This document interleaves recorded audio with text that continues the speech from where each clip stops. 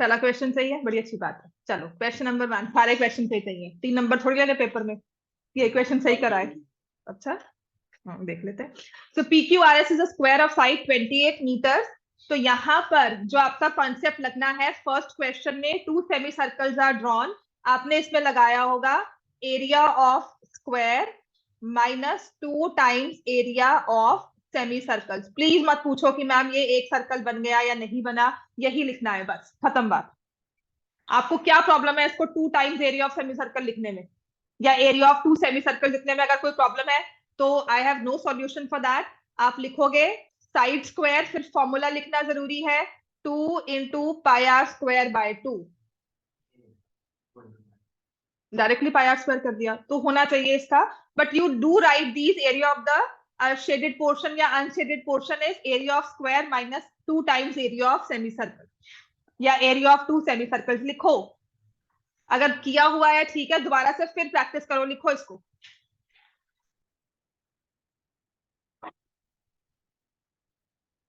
Side का square is 28 square minus 2 into 22/7। बस ध्यान क्या रखना है, यहाँ पे डायामीटर 28 है तो रेडियस क्या हो जाएगी 14। मैंने ग्रुप में प्रैक्टिस पेपर भेजा हुआ है, वो सॉल्व करो। प्रैक्टिस पेपर 3 है, वो डिस्कस कर रहे हैं, एक एक क्वेश्चन सॉल्व करो। चलो 28 का स्क्वायर, अब इस चीज को इजीली सॉल्व करना है तो मेरी कैलकुलेशन अब कैसे रहेंगी, मैं इसे 22 इंटू 28 लिख दूंगी। ठीक है, लिखो इस चीज को क्विकली, देख मत दोबारा लिख। 28 माइनस 22, तो मुझे स्क्वायर नहीं करना पड़ेगा, यहाँ पे मल्टीप्लाई नहीं करना पड़ेगा। 28 into 6 which has become quite easy for me to solve. समझ में आ गया ये? मार्क्स आ गए? कब तक आएंगे? और फाइनल प्री बोर्ड वगैरह का डेट पता लग गया कब है? हाँ तो रेगुलरली आओ, न्यू ईयर में भी पढ़ाई करो, सीरियस हो जाओ, मार्क्स तभी आएंगे, अदरवाइज नहीं आने मार्क्स। और हाँ तुम लोग को भी है, अगर नहीं पढ़ोगे ना, मैंने जनवरी में से निकाल देना यहाँ। 168 square meters is the area of the unshaded portion, ये वाला।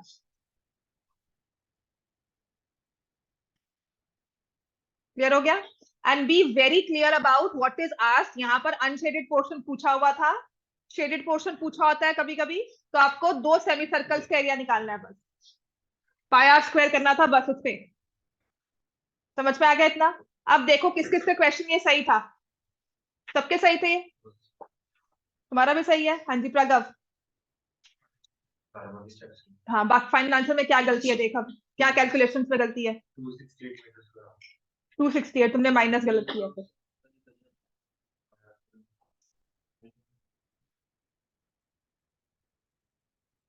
तुमने 14 लिया रेडियस की, डायमीटर 28 ही लेकर काम कर लिया। 14 लिया, फिर से चेक करना मैंने तुमने गलती क्या की है। अब आओ क्वेश्चन नंबर 2, क्योंकि ये सबका सही है, हरगुन का भी सही है क्वेश्चन ये। इनफैक्ट मैंने 68 आंसर लिखा हुआ था आंसर शीट में, उसने 168 लिखा था, मैंने दोबारा चेक किया तो उसका सही था। दैट इज आई रिमेंबर, इसने बिल्कुल सही किया हुआ है। क्वेश्चन नंबर 2, क्वेश्चन नंबर 1 तुमने बिल्कुल सही किया हुआ है, 168 है। मैंने अपनी आंसर के में 68 लिखा था, तो मे बी मेरा एरर था लिखने का, पर उसका मैंने आंसर देखा, then only I share that answer की।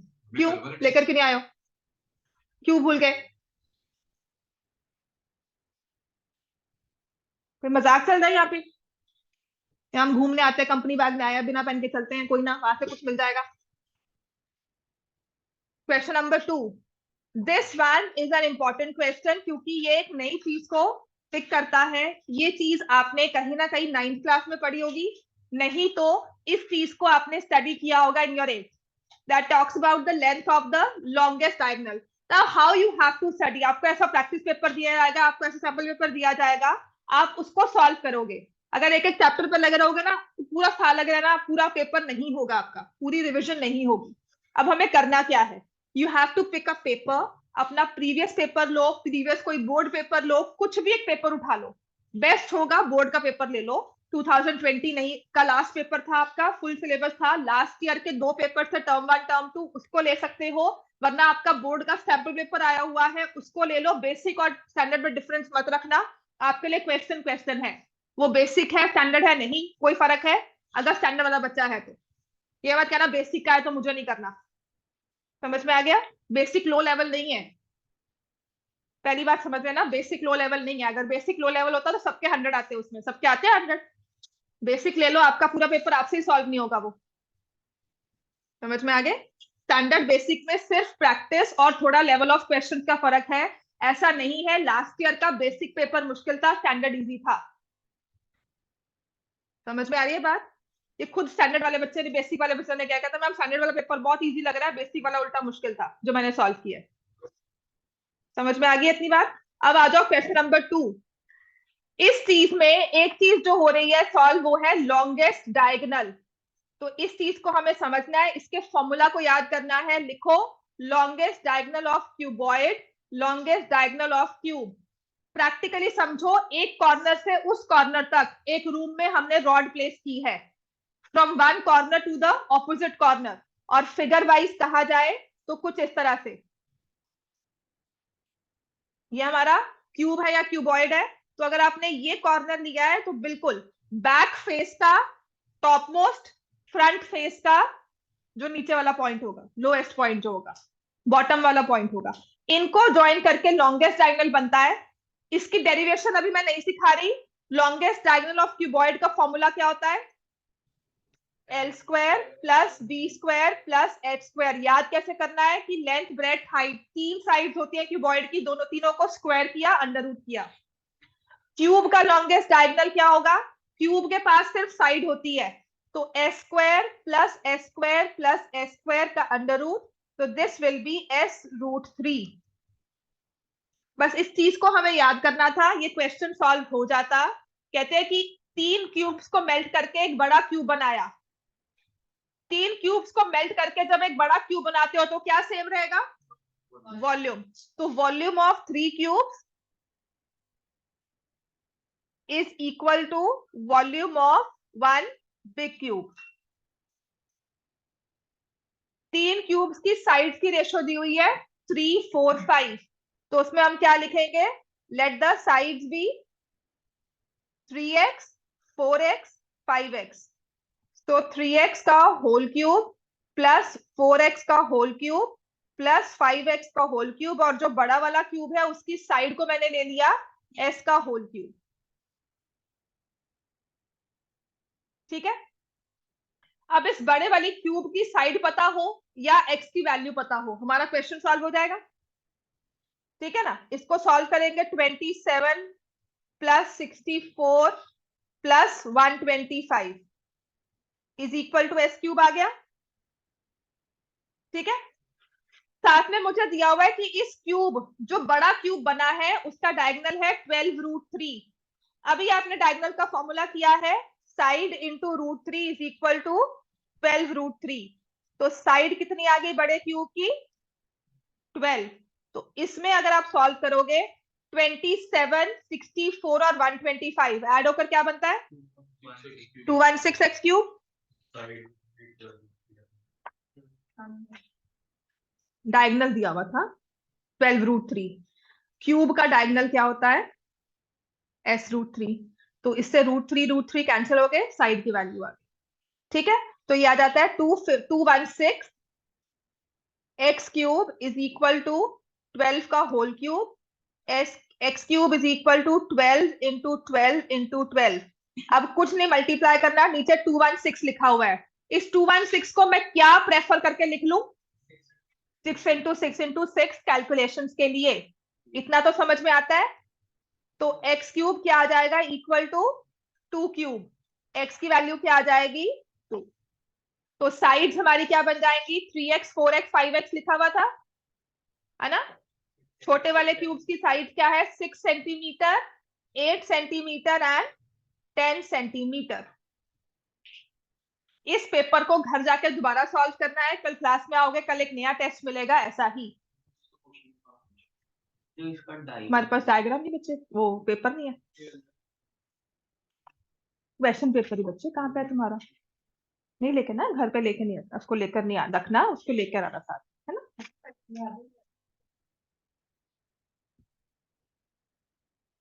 प्लीज अपने पेपर्स देकर आओ, ठीक है? ठीक है, अभी अब तो ठीक है, ये ले, अब ठीक है, समझ में आ गया? Now do you understand how to go about? ये इंपॉर्टेंट क्वेश्चन है आपका, फुल फ्लेजेडली केस स्टडी भी बनकर आ सकती है इसकी, plus calculations and how to handle it. और दूसरी चीज तो मैं हर बार बोलती हूँ, जो मैं क्वेश्चन करवा रही हूँ हर क्वेश्चन बोर्ड में आने वाला नहीं है, लेकिन वो आपके दिमाग के तारों को खोलेगा, आपके केमिकल रिएक्शन करेगा ब्रेन में, so that you understand the logics behind the question, equation कैसे फॉर्म होती है, और क्वेश्चन में हम how we proceed from one step to the other. समझ में आ गया इतना हमें? अब आ जाओ नेक्स्ट, क्वेश्चन नंबर 3 जो तुम्हारा नहीं हुआ था। ये ना मैंने अभी पीछे भी समझाया बच्चों को, लास्ट क्लास में आरव बैठा हुआ था, उसको समझाया था। मोड, मीडियन और मीन, जब हमारा ये क्वेश्चन मेरे पास आया और मुझे नहीं सॉल्व हुआ, मुझे फॉर्मूला भूल गया, तो मैं क्या करूंगी? एनसीईआरटी ओपन करूंगी या जो भी रजिस्टर ओपन करेंगे और मोड का फॉर्मूला देखेंगे, और अकेले मोड पे नहीं छोड़ेंगे, हम सोचेंगे हमें मीडियन आता है, हमें मीन आता है, उस चीज के भी फॉर्मूलाज को हम साथ साथ रिवाइज करेंगे। This is how we proceed in a question. Hargun तुम्हारा क्वेश्चन बिल्कुल सही था, कैलकुलेशन में क्या किया, वो 6 कहाँ खा गई पता नहीं, समझ नहीं आया। नहीं थी, तुमने क्या किया है, तुम्हारा मोड क्या होना चाहिए था? मैक्सिमम वैल्यू होती है ना मोड, किसके साथ आ रही है मैक्सिमम? 155 के साथ आ रही है मैक्सिमम। हाँ तो फिर, हाँ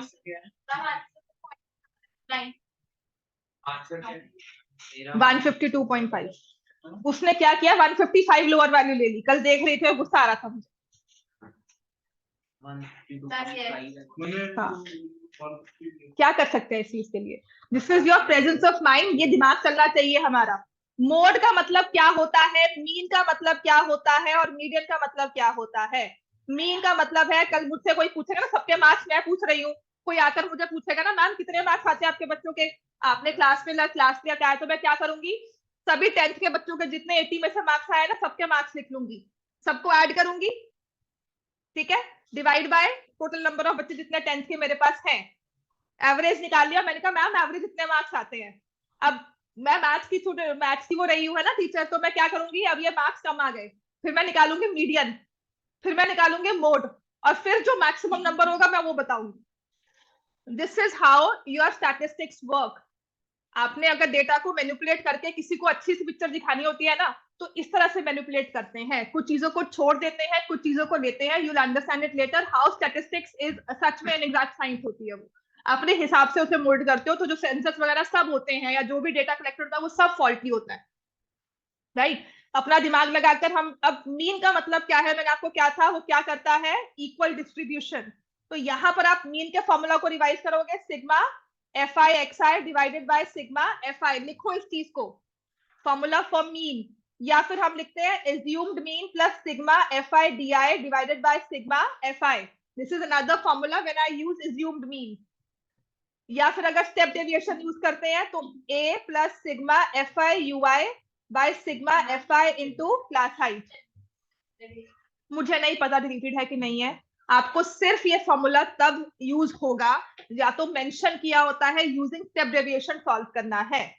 सेकेंड चीज आपको तब करना है जब आपको ये दिया हो कि for some data a is equal to this, F I U I is this, F I is this, H is equal to this, now find the mean, तब आपको ये फॉर्मूला आना चाहिए। समझ में आ गया? मैंने क्वेश्चन क्लास में करवाया हुआ है जहां पे एफ आई डी आई दिया था, एफ आई दिया था, और मैंने ए दिया था, अब मीन निकाल कर दिखाओ, वहां पर ये यूज होगा। So just remember this formula, बहुत मुश्किल नहीं है। फिर हम मीडियन क्या करते हैं, lower limit plus n by 2 minus CF क्या होती है, cumulative frequency of the previous class divide by frequency of the median class multiplied by class height. अब आते हैं इसमें मोड निकालना था, तो मोड का हमारा फॉर्मूला, पहले तो मोड हम लेते कौन से हैं, मीडियन, देखो मिड वैल्यू मिड पॉइंट से याद रखना, या मिडीवियल हिस्ट्री आपने पढ़ी हुई है ना, मिडीवियल, मिडीवल का मतलब क्या होता है, ancient history, modern history, medieval is the central part, in between वाले पीरियड को मिडीवल कहते हैं। ऐसे ही मीडियन क्या हुआ, मिड वाला, 50% वाला, आधा वाला, 2 के बीच में रहने वाला, ठीक हो गया। उसमें तभी हम उसे कहते हैं 50% lies below, 50% lies above, right. तो यहां से याद रहेगा median is all about n/2, ठीक है। मोड के लिए अब मैं सबसे पहले तो लूंगी मैक्सिमम फ्रीक्वेंसी 10 है, तो हम लिखेंगे मॉडल क्लास, ये लिखना जरूरी है, मॉडल क्लास इज 150 to 155, ठीक है। फिर इस वाली फ्रीक्वेंसी को लिखते हैं f1, कट सकते हैं, आधा नंबर डिपेंड करता है मार्किंग स्कीम पर। ये होता है, इससे प्रीवियस वाला होता है f0 और इसके बाद वाला होता है f2। मोड सबसे इजी होता है, क्यों? क्योंकि इसमें कुछ नहीं करना होता, मैक्सिमम को सर्कल करना है, वो मैक्सिमम पता ही होगा, एक ही वैल्यू होगी, एक ही क्लास होगी, बाय मॉडल आपको है नहीं। हाँ जी बिल्कुल। तो मोड आएगा L plus f1 minus f0 upon 2f1 minus f0 minus f1 into h, और लिखना है L क्या है 150, f1 क्या है 10, f0 क्या है 7, f2 इज 7, h इज 5। ये लिख देना, 3 मार्क्स क्वेश्चन में लिखना बहुत जरूरी है। कितना आ रहा है तुम्हारा? गलत है बच्चे, 7 तो आएगा। हाँ 760 कैसे आ सकता है बच्चे? इतना बड़ी तो वैल्यू तुम खुद सोचो, तुम्हारी गलती है। तुम्हारी वैल्यू 140 से लेकर 175 तक होनी चाहिए। मैं कहूं कि बच्चों के मार्क्स 80 में आते हैं या 100 में से आते हैं, मैं कहूं नहीं जी मेरे एवरेज बच्चों के मार्क्स आ रहे हैं 105, कोई मानेगा इस बात को? मेरे पास बच्चा पढ़ता है, उसके 105 नंबर आ रहे हैं, कैसे मैंने कैलकुलेट किया है? तो how can you convince someone? कल मैं बोलूं मेरे बच्चों के मार्क्स आ रहे हैं 105 आ रहे हैं सबके, आप क्या करोगे? मैं पागल होगी, है ना? मैं वैसी बुद्धू बना रही है। कैलकुलेशन से आधा नंबर या फॉर्मूला लिखने का आधा नंबर मिल जाएगा। बंद करो और डिस्कशन नहीं, राइट। तो ये चीज आपने सेल्फ चेक किया है कि अगर 150 या 750 आ रहा है ना, तो पहले तो खुद सोचो कि नहीं आ सकता, गलत है, पूछो ना, किसी को बोलू ना। हाँ जी 7 क्या आया? f1 की जगह क्या आएगा? 10 माइनस, हाँ हाँ ये तो बेटा गलती लिखी है, पता है ये गलत लिखा हुआ है। मेरी गलती तो ऐसे ढूंढते हो बीच में, अपनी गलती ढूंढा करो। तो 20 माइनस 7 माइनस f2 की जगह यहाँ पे क्या आएगा 7 into class height 5, 150 plus 15, 3 5 15, 15 divided by 6।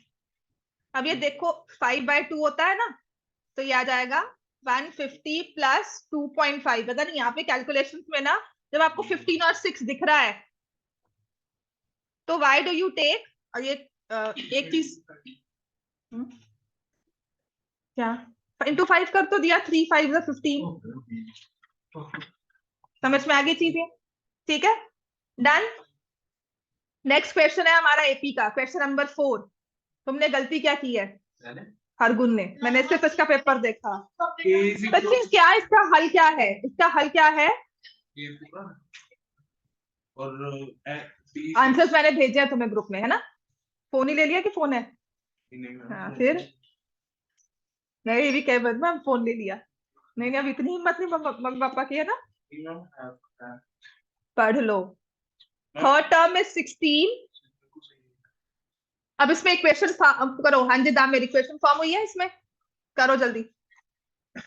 Third term is 16, fifth term subtracted from seventh term we get 12, उसने 16 लिख दिया। आंसर दिया है शायद आपको 4 10 16। तो देखो बच्चे गलती क्या है।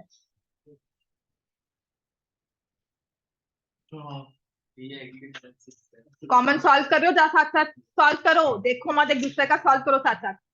तुम्हारा सही था ये बिल्कुल, ये वाला एपी वाला, फिर से सॉल्व कर। कोई बात नहीं, सॉल्व करो बच्चे।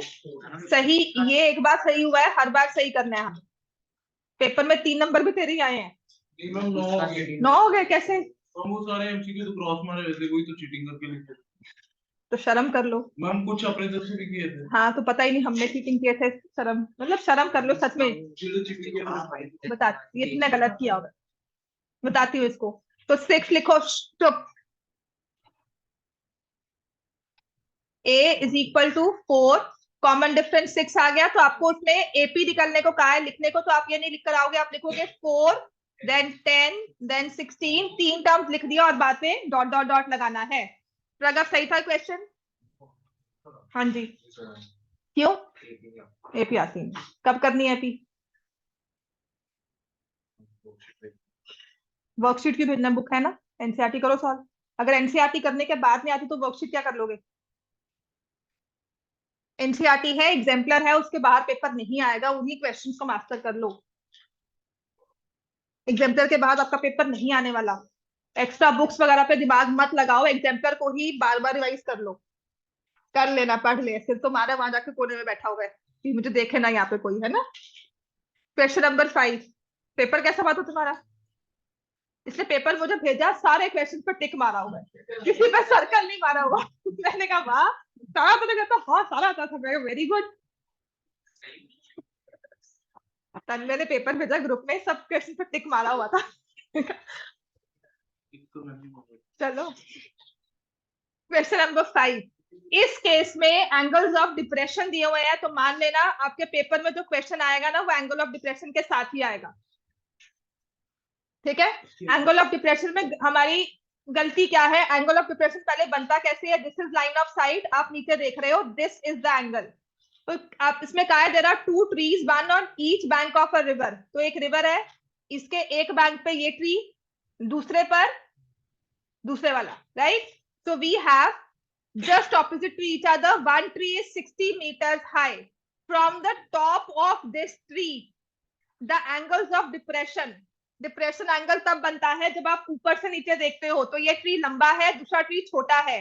Because I had read this question, तो मैंने डायरेक्टली फॉर्म किया। तो जब एंगल ऑफ डिप्रेशन दिया जाएगा, आप ये पूछोगे अपने आप से कि कौन सा और कौन से वाला जो हाइट है वो लंबी है, कौन सी वाली चीज छोटी है उसके कंपैरिजन में, राइट। तो हमारे पास आएगा फ्रॉम द टॉप, आपने ऊपर देखा तब एंगल बना, नीचे देखा तब एंगल बना। हाँ जी, लाइन ऑफ साइट कहाँ है? पहले लाइन ऑफ साइट बनाओ। समझ में आ गया अर्जुन? तुम्हें समझ में आया? तुम भी यही कर रहे थे जो वो कर रहा है। इसका बेस 220√3 है, ठीक है, तो लाइन ऑफ साइट बनाया, तो यहां से मैंने देखा your telescope is like, telescope या जो भी बायोस्कोप जो होता है, क्या होता है वो? बाइनोकुलर होते हैं, it's kept straight and then if you have to look somewhere you tilt it down. समझ में आ गया? और जो उनके पास बड़ा सा वो स्कोप होता है, टेलीस्कोप ही होता है, जो उनके पास फिक्स्ड होता है इंस्ट्रूमेंट, है ना।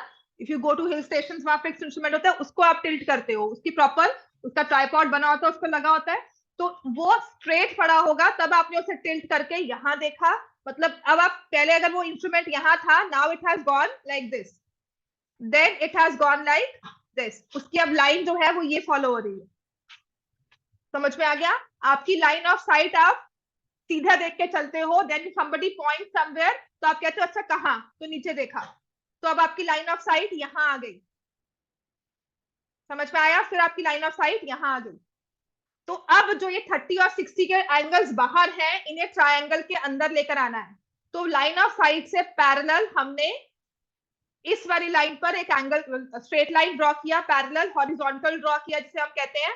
तो ये क्या है हमारा 30 डिग्री, और ये एंगल क्या है 60 डिग्री। समझ में आ गया ये? तो अब हमें क्या करना है, आपके दो एंगल्स हैं हमारे पास, ये 30 और 60, इनके साथ ही दो ट्रायंगल्स बने हैं, फॉर्म करो। I take this point as E, तो हम लेंगे AE बाय CE।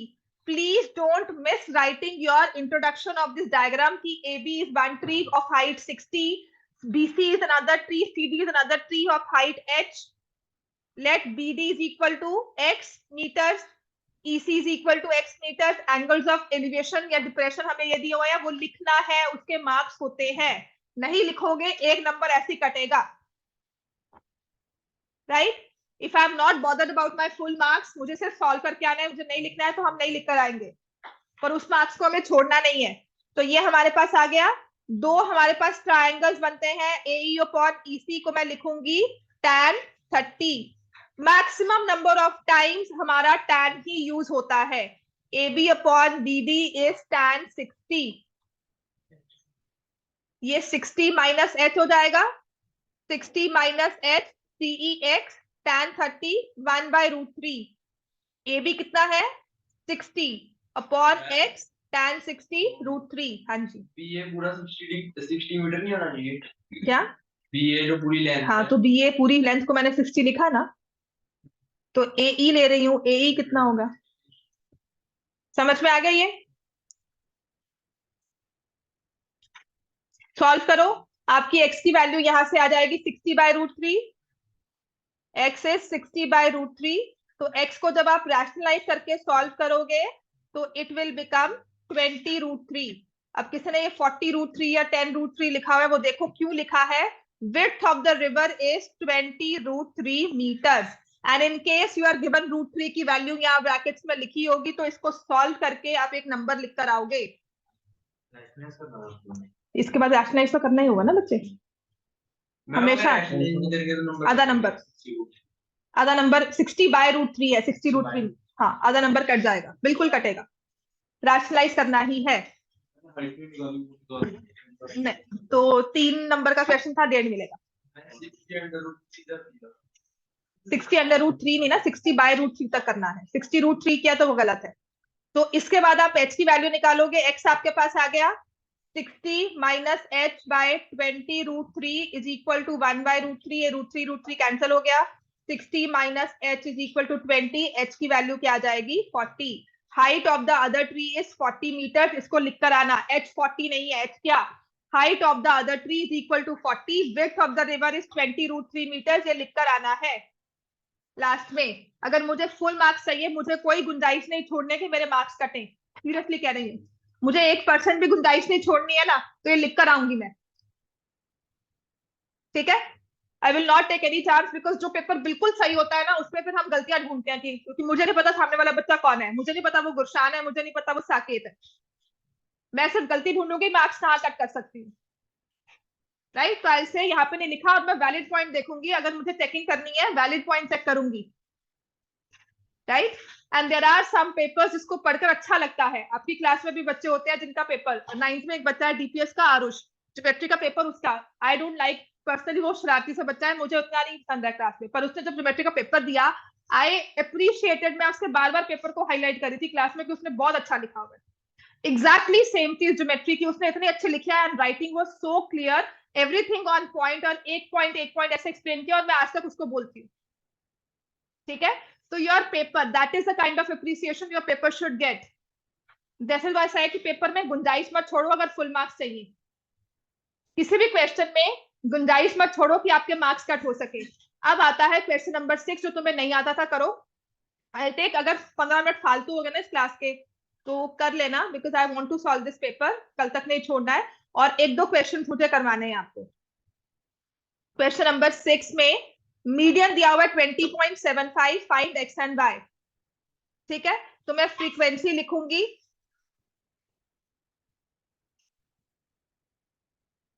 The only drawback in this question is data ना बहुत स्ट्रेट फॉर्म में दिया हुआ है, तो आप उसको, आपको हॉरिजॉन्टल दिया हुआ है, आपको वर्टिकल डेटा की आदत है, इसीलिए गलती होती है, समझ में आ गया। तो डेटा को मैं नहीं, चलो I will also right 5 to 10, पहले डेटा को अपने हिसाब से लिखना, मार्क्स के लिए बहुत जरूरी है। दामिर और तन में कल ये पेपर पूरा सॉल्व होना चाहिए दोबारा से, कुछ मिस तो नहीं किया मैंने। 1 2 3 6 7 8, कौन सा क्वेश्चन है ये, मीडियन का। तो मुझे पहले क्या निकालनी है, तो ये this is 7 17 17 plus x 30 plus x 30 plus x plus y 40 plus x plus y 54 plus x plus y 63।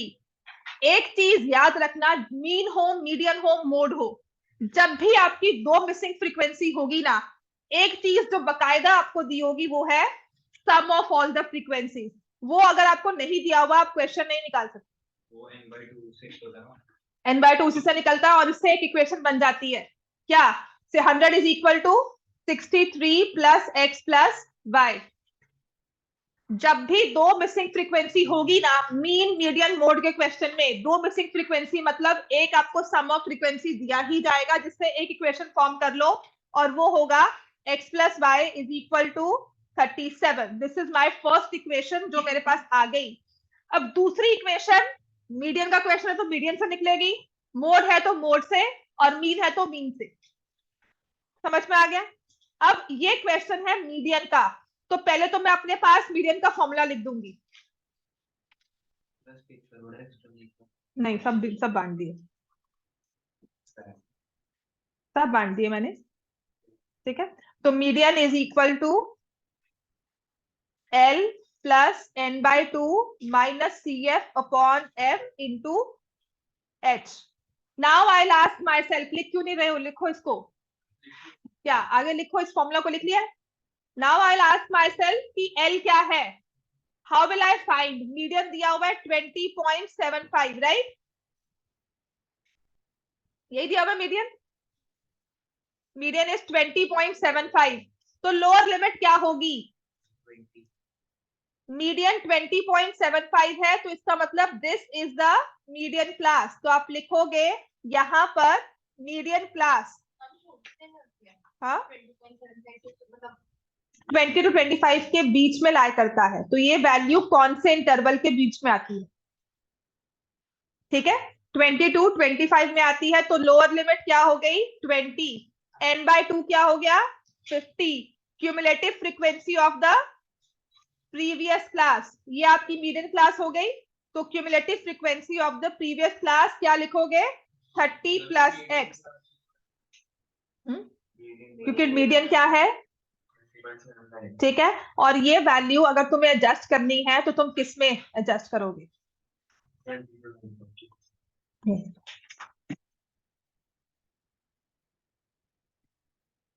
Select नहीं होगा।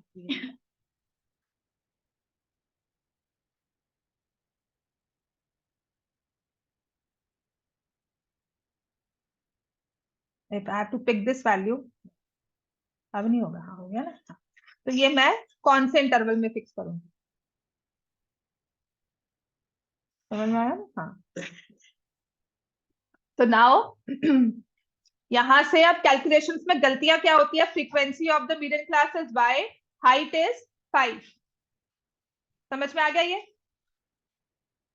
पहली चीज तो हमेशा क्या किया करो ऐसे क्वेश्चंस में, ये चीज और इसको एक साइड पे लाकर माइनस कर दिया तो ये बन जाएगा 0.75, और यहां पर ब्रैकेट्स के अंदर दो टर्म्स हैं, साइन को चेंज किया करो दोनों के।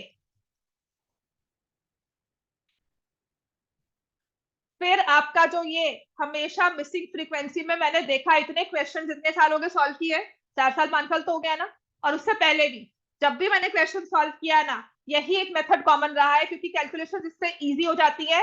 ये जो आपकी क्लास हाइट है, ये और ये नंबर कैंसिल हो जाएगा। Always bring this number here, तो कैन आई से दिस विल बी 0.15। समझ में आ गया? अब आपके पास ये क्या बन गया? 20 माइनस एक्स अपॉन वाई। अब इसको क्रॉस मल्टीप्लाई करो, क्योंकि इसके बाद ना भैया कैलकुलेशन कैसे होंगी वो नहीं हुई, क्योंकि ये 0.15 आ गया। तो right it as 15/100, 3/20।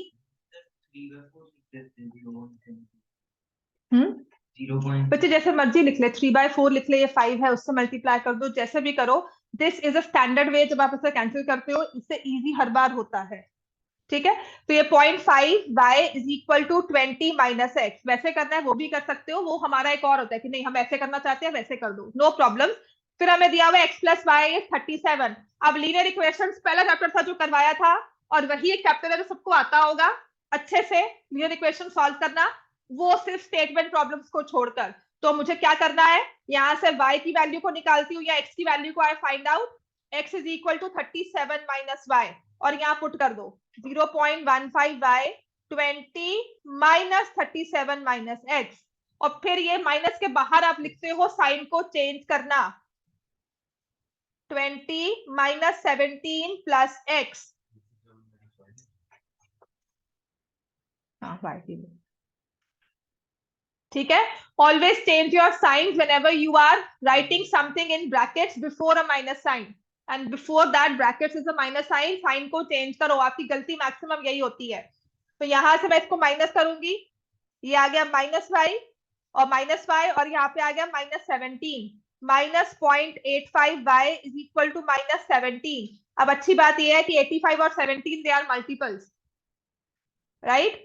85 is a multiple of 17, ये इंटू 100/85 हो जाएगा, ये 5 हो गया और ये 20। इसके अलावा कैलकुलेशन का कोई भी वे आपने फॉलो किया है एक्सेप्टेबल है जब तक कोई गलती ना हो। y की वैल्यू 20 आई है, x को सॉल्व करोगे तो आएगा 17। This is how I find missing frequencies. ये हमेशा एक स्टैंडर्ड दे रहा है, कोई भी क्वेश्चन दे दो इस केस में, किसी भी लेवल का क्वेश्चन आ जाए, हमेशा मीडियन को और ये लोअर लिमिट को माइनस कर देना, इस क्लास हाइट को आगे डिवाइड कर देना, आपका क्वेश्चन बहुत इजीली स्ट्रीमलाइन हो जाएगा।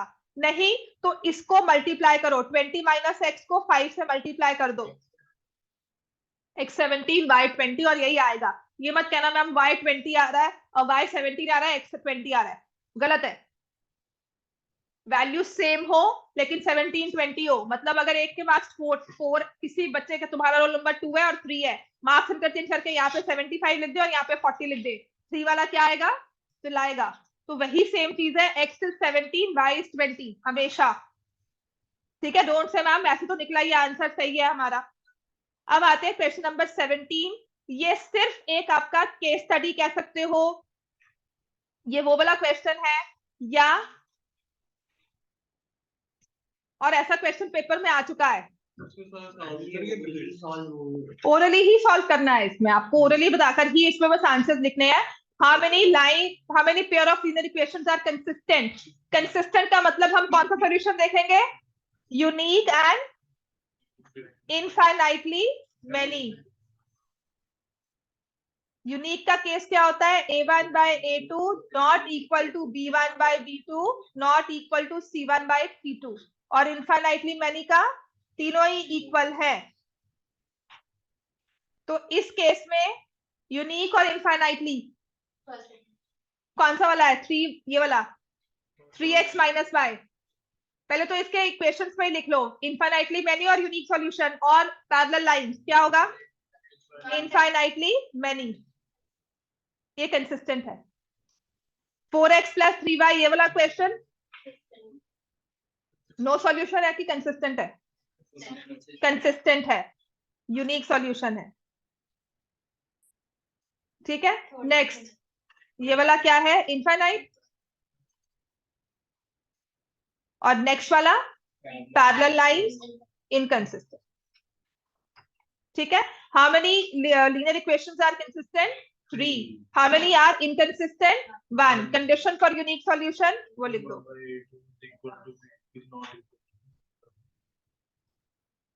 क्वेश्चन नंबर 8 आता था सबको, क्वेश्चन नंबर 8 नहीं आता, ये एक इंपॉर्टेंट क्वेश्चन मार्क कर लेना, क्योंकि इसमें सिर्फ एक ही चीज आपको मैंने बार बार करवाई है, and that is when the some is given. अच्छा ये ना क्वेश्चन ऐसा होता है जहां पर आपको टर्म दी हुई है और आपको सम दिया हुआ, दरवाजा बंद कर दो। एक आपको टर्म दी जाती है, यहाँ पर सम दिया जाता है, nth टर्म कहा जाता है और सम ऑफ n टर्म्स कहा जाता है। इसमें डायरेक्टली टर्म दी है, तो you need to put the value of 1 n as 1 2 3, दोनों होंगे ऐसे ही, n की वैल्यू को 1 2 3 पुट करना है, so on, and then find the first term, second term, third term, sum of 1 term, sum of 2 terms, वही करना है हमें। इंटरप्रिटेशन क्या होगी इस केस में, देखो इसने लिखा है Sn is equal to n into 4n plus 1। अच्छा दामिर बताओ ये कैसे होगा, बुक का क्वेश्चन है ये आपको ना कि बाहर से आया, एनसीईआरटी का क्वेश्चन है, स्टेटमेंट फर्क हो सकती है। n की वैल्यू 1 पुट किया तो क्या आ जाएगा answer, S1 is equal to 5। क्या बोल रही हो, क्या वो बच्चे डिफरेंट हो सकता है, 4n² प्लस n होगा, और क्या है, इसको लिख लो, ये लो। बुक का क्वेश्चन मतलब ऐसा ही क्वेश्चन आपकी बुक में है, ये नहीं है कि ये कुछ बाहर से दिया हुआ और पहली बार क्वेश्चन देख रहे हो, एनसीईआरटी में नहीं है। NCERT has a question like this.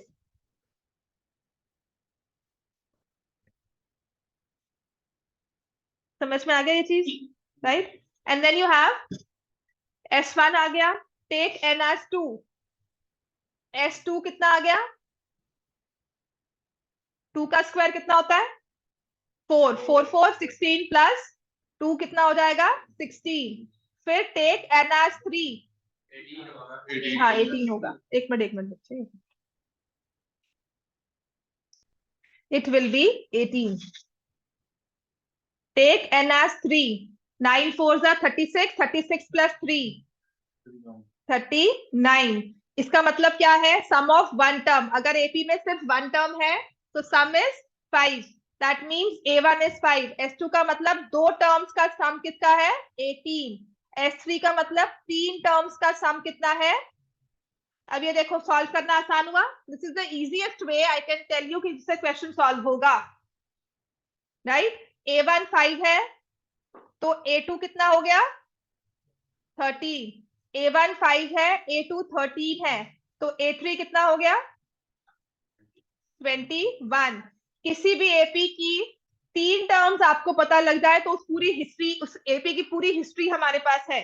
Question में पूछा क्या है, फाइंड द सिक्स्थ टर्म, तो सिक्स्थ टर्म क्या हो जाएगी A plus 5D, A is 5 plus 5 into 8, answer will B 45। अगर आपने यहां तक आंसर निकाला, ये नहीं निकाला तो एक नंबर कट जाएगा। डी कॉमन डिफरेंस 8 नहीं आ रहा बच्चे, 5 और 13 का डिफरेंस इज 8, 13 21 का डिफरेंस इज 8। समझ में आ गया? अब आते हैं लास्ट ट्रिग्नोमेट्री का क्वेश्चन। क्लियर है बच्चे सबको ये, राइट? अब इसका ना एक और वे होता है करने का, क्योंकि इसने मुझसे लास्ट टर्म मांगी है, उसने सिक्स टर्म मांगी है। तो जब भी आपको सम दिया होगा ना, काफी पेपर्स में ये कहा जाता है, right, in many of the solution, या कभी कोई कुछ और टीचर या कुछ आप ऑनलाइन देखते हो तो ये आपको सॉल्यूशन इजी लगेगा, इसको समझना ही मुश्किल है। आपको सम ऑफ n टर्म्स दिया हुआ है 4n स्क्वायर प्लस n, है ना, मतलब टर्म्स लिखी हुई है A1 plus A2 plus A3 so on till AN, ये सम दिया हुआ है। AN से जस्ट पहले वाली टर्म कौन सी होती है, हाँ बिल्कुल, कौन सी होगी AN-1 प्लस AN, ठीक है, ये सम मुझे दिया हुआ है। Can I find sum up to AN-1 terms, उसमें क्या करना है, n की जगह पुट करना है n-1, ठीक है। तो मैं क्या करती हूँ, nth term is equal to Sn minus Sn-1, इस पूरे में से ये वाला सम माइनस कर दूंगी तो मेरे पास nth टर्म आ जाएगी। अगर इस चीज को समझ सकते हो, ये एक और वे होता है इस क्वेश्चन को अप्रोच करने का, बट आई से कि इसको समझना ही मुश्किल है, राइट?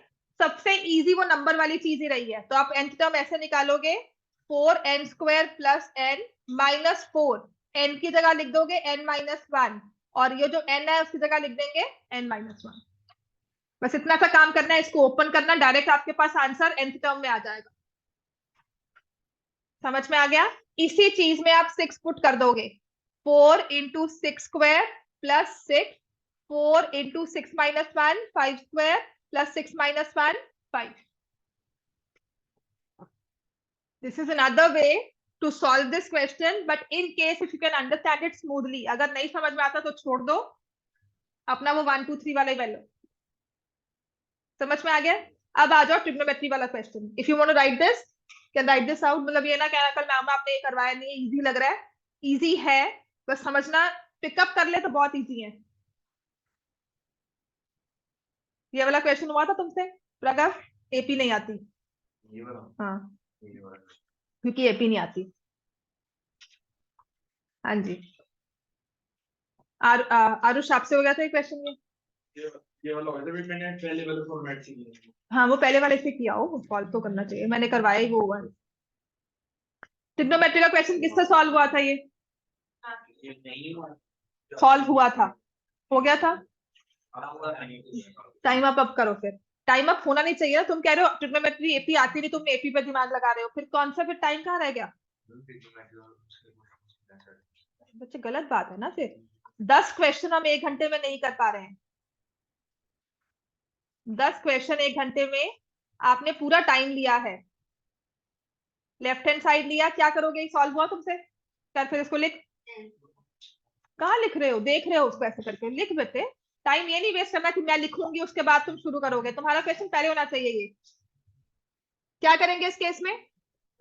हाँ ऑलमोस्ट बुक का ही है, हाँ जी बिल्कुल बुक का है। कैसे करेंगे इसमें? एलसीएम लोगे, साइन ए अपॉन इंटू 1 प्लस कॉस ए। हर गुण नहीं हुआ था ना क्वेश्चन ये? याद है? घर जाके सॉल्व दोबारा। गुड। अब बताओ इसके बाद नेक्स्ट स्टेप क्या है? हर गुण 1 प्लस कॉस ए का होल स्क्वायर। रटना चाहिए क्वेश्चन अब तो ये। अच्छी बात है बच्चे, that is a good point. मैं हर बात पे नहीं डांटती हूँ, हर बात में मैं सरकास्टिक होके नहीं बोलूंगी, पर अच्छा बात है, अगर याद है तो बहुत अच्छी बात है, राइट? बट यही चीज हमें बाकी सब क्वेश्चंस के लिए भी करनी है। ट्रिग्नोमेट्री एप्लीकेशंस में जो तुम वो एंगल बना रहे थे, उस चीज को अब याद रखना है और स्पीड को बनाना है अपनी, राइट? अब मैं यहाँ पे क्या करती हूँ, साइन स्क्वायर को what will I write here? Sine square as 1 minus cos square A. सबसे इजी वे ये होगा, instead of opening it A square plus B square plus 2ab की जगह मैं ये चीज लगा दूंगी, sine A into 1 plus cos A हो गया,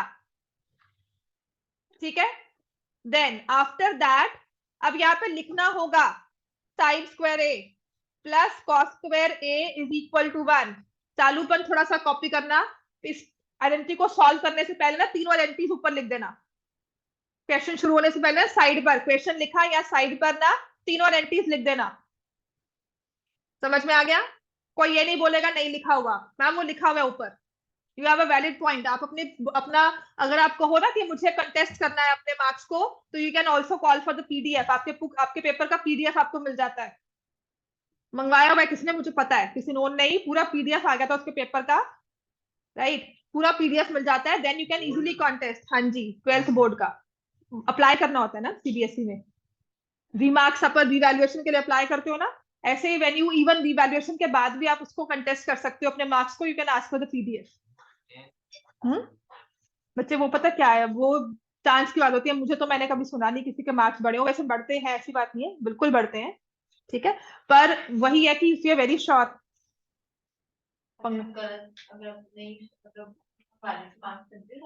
मुझे नहीं पता कट होते हैं कि नहीं होता, वो एक आम धारणा सी जैसे कह सकते हो कि एक कॉमन बिलीफ हमारा ये बना हुआ है, पर होना नहीं चाहिए। बिकॉज मैंने देखा था किसी का पीडीएफ ही आ गया जब, अगर किसी के मार्क्स कम होंगे तो ऑफ कोर्स दैट पर्सन अब तो वो कुछ कर नहीं सकता, वो पीडीएफ ही मंगवाएगा। और अगर पीडीएफ मंगवाते हैं तो फिर आपको पता ही है कहाँ गलती हुई है। मतलब अगर आप बेवकूफ बना रहे हो किसी को तो वो नहीं कर सकते। अगर आपको लगता है कि आपके मार्क्स पड़ेंगे और बेकार में काटे हुए हैं तो आप उसको कंटेस्ट कर सकते हो, पर वो बहुत लंबा प्रोसेस है, क्यों पढ़ना उसमें, है ना?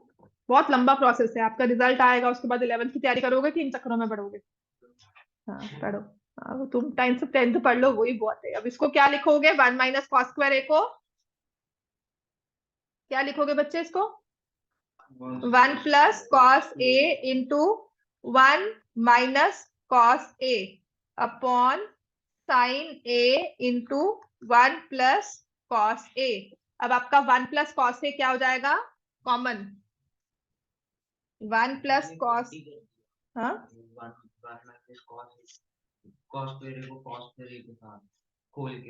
इसको पहले ब्रैकेट ओपन किया है नहीं अच्छा तुमने यहाँ पर ब्रैकेट ओपन कर दिया, यहाँ पर ब्रैकेट ओपन कर दिया,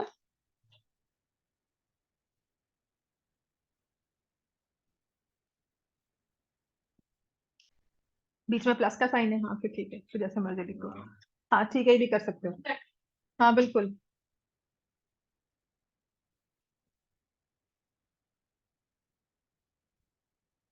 ये भी ठीक है।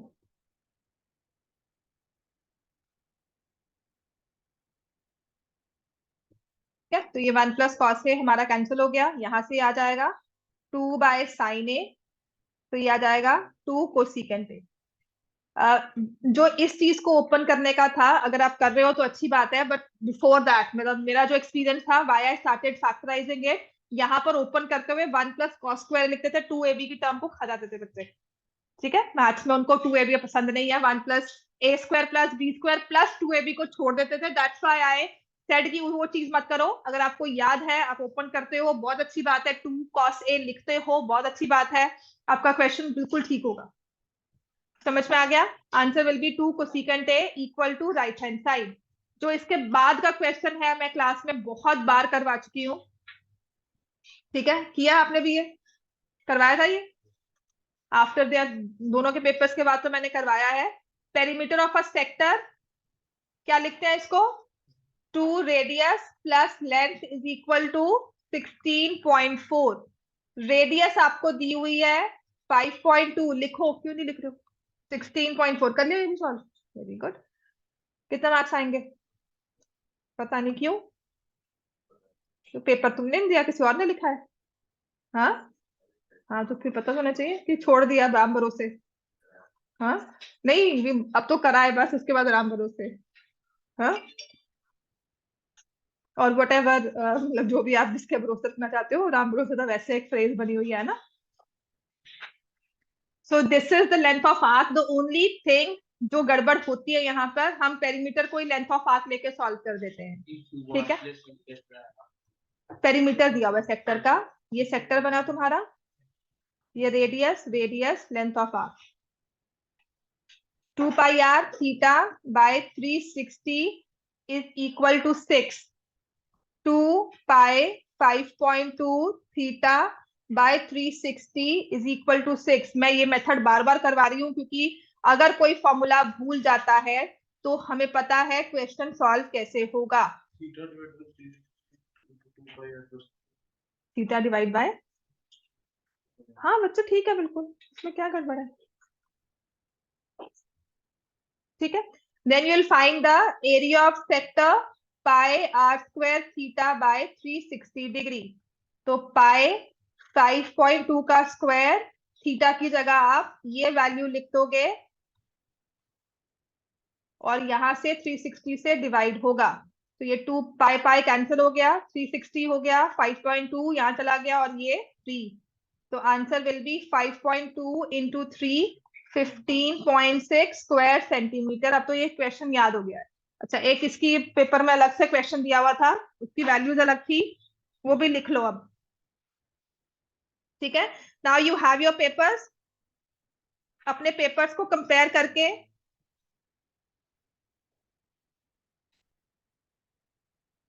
तुम्हारा वाला पेपर कौन सा था, तुम्हारा पहले हुआ था उससे, है मेरे पास, देखो the perimeter of a sector, सिर्फ वैल्यूज चेंज कर लो, perimeter of a sector of a circle of radius 6.5 centimetre is 31 centimetre. ये देख बच्चे, पूरा लिखा हुआ है यहाँ पर, perimeter of a sector, radius 6.5 centimetre, sector का perimeter is 31 centimetre, find the area of the sector. 31 देख,